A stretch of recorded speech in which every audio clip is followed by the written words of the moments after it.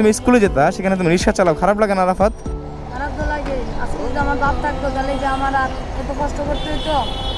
আজকে আমার বাপ নাই দেখে আমার এত রাস্তাঘাটে বাড়ি দিয়েছে। মানে দেশ শহর থেকেও কিছু দিতে চান, এর লেগে আমি ঢাকা শহরে আইসি। ঢাকা শহরে গাড়ি মারি চালাই, মারে দেয়, আমার বোনেরও দেয়, কিছু খরচপাতি দেয়। ও, তোমার মা গ্রামে নরসিংদী থাকে। নরসিংদী? তো তুমি নরসিংদী রিক্সা না চালিয়ে তুমি এখানে চালাও কেন, ঢাকা শহরের মধ্যে কেন? তো দিতে চান না তো রিস্কা, এর লেগে ঢাকা শহরে আইসি। ও, নরসিংদী কেউ রিক্সা দিতে চায় না, কারণ কি? কারণ ওদিকে মানুষ ভালো না, মানে দিতে চান না বেশি। তো তোমাকে কোন হিসাবে দেবে? তুমি তো একদম ছোট মানুষ, তুমি তো চালাতে পারো না ঠিক মতো। যদি এখন দেখলাম চালাতে পারো, আর কোনো কাজ খোঁজো নাই? আরাফাত, আরাফাত কান্না করে না ভাইয়া। শোনো শোনো শোনো ভাইয়া,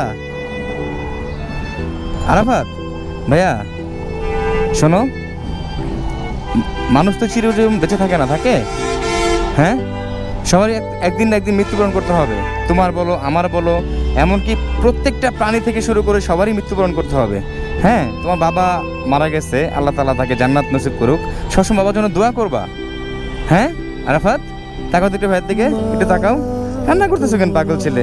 আরাফাত, আরাফাত, আরাফাত, আরাফাত, শোনো শোনো শোনো ভাইয়া, শোনো, কান্না করো না ভাইয়া। আরে পাগল, এক তাকাও তো ভাইয়ের দিকে, কান্না করতে হয়? হ্যাঁ, বাবার জন্য খারাপ লাগে না আরাফাত?